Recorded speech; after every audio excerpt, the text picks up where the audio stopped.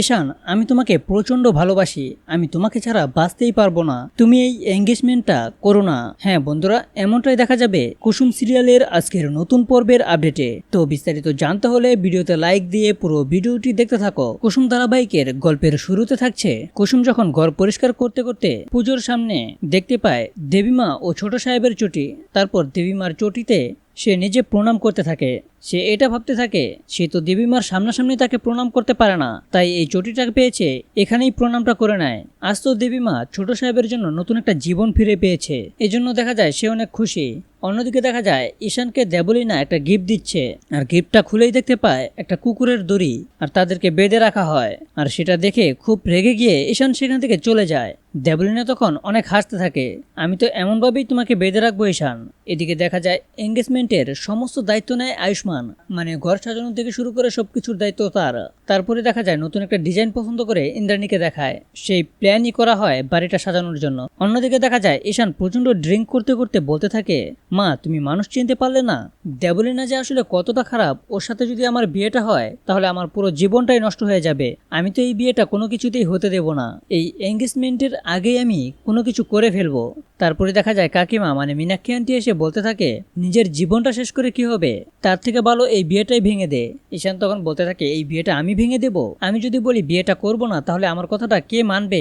কাকিমণি তখন বলতে থাকে, কেউ তোকে মেনে নেবে না, তোকে চেষ্টা করতে হবে সবাইকে মানিয়ে নেওয়ার, আর সেটার দায়িত্ব শুধু আমার। তোর এই বিয়েটা আমি দেবলীনার সঙ্গে নিশ্চয়ই ভেঙে দিতে পারবো, তুই শুধু আমার প্ল্যানের সঙ্গে তোর প্ল্যানটা অ্যাডজাস্ট করে নে। ঈশান তখন তার কথা শুনে অনেক চুপ হয়ে যায়। তারপরেই দেখা যায় সকল গেস্ট বাড়িতে আসা শুরু করে। সেখানে দেখা যায় তাদেরকে ওয়েলকাম করতে থাকে ইন্দ্রাণী গাঙ্গুলি ও আয়ুষ্মান মিলে। তখন তারা ইন্দ্রাণী গাঙ্গুলিকে প্রশ্ন করে, ছোট ছেলের বিয়েটা তো আগে দিচ্ছ, তাহলে বড় ছেলের বিয়েটা কবে দিবে? আয়ুষ্মান তখন বলতে থাকে, আরে আমি বলেছি ঈশানের বিয়েটা আগে দেওয়া হোক। তখন ইন্দ্রাণী বলতে থাকে, এই বাড়ির বড় বউ হতে হলে তাকে তো হতে হবে রূপে লক্ষ্মী ও গুণে সরস্বতী। তার চোখের দিকে তাকালেই যেন একরাশ শান্তি পাওয়া যাবে, এমনকি তার হাসিতে পুরো বাড়িটাই ভরে থাকবে। সে তো সবসময় অন্যায়ের প্রতিবাদ করতেও জানবে। কিন্তু এই সব কিছুর সঙ্গেই মিল রয়েছে কুসুমের সঙ্গে। আসলে কুসুমই তো ওই মানুষটা। আয়ুষ্মান তখন কুসুমের দিকে তাকিয়ে থাকে তার কথাগুলো শুনে। এদিকে দেখা যায় কুসুম সবাইকে শরবত দিতে থাকে। তখন দেখা যায় আয়ুষ্মান কুসুমের দিকে এক দৃষ্টিতে তাকিয়ে থাকে। কুসুম তখন অনেকটা অবাকও হয়ে যায়, আয়ুষ্মান তো আমার দিকেই তাকিয়ে এক দৃষ্টিতে। কুসুম তখন আয়ুষ্মানের কাছে গিয়ে শরবতটা দিয়ে বলে, শরবত নেবেন? আমি অন্য কাউকে শরবত দিচ্ছি, এই জন্য আপনি আমার দিকে তাকিয়ে আছেন তাই তো?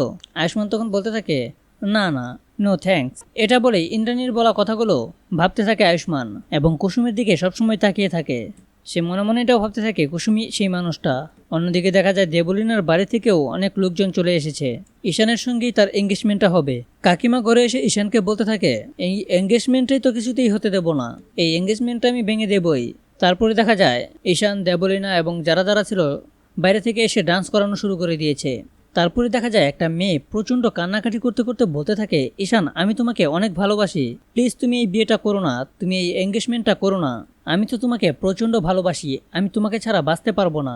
কুসুম তখন এইসব কথা শুনতে পেয়ে বলতে থাকে, কি বললেন উনি? তাহলে কি এভাবেই ঈশানের এঙ্গেজমেন্টটা ভেঙে যাবে? তাহলে এই নিয়ে তোমাদের মূল্যবান মতামত কমেন্টে লিখে যাও। আর এরকম নিত্য নতুন সিরিয়ালের আপডেট পেতে এখনই চ্যানেলটা সাবস্ক্রাইব করো।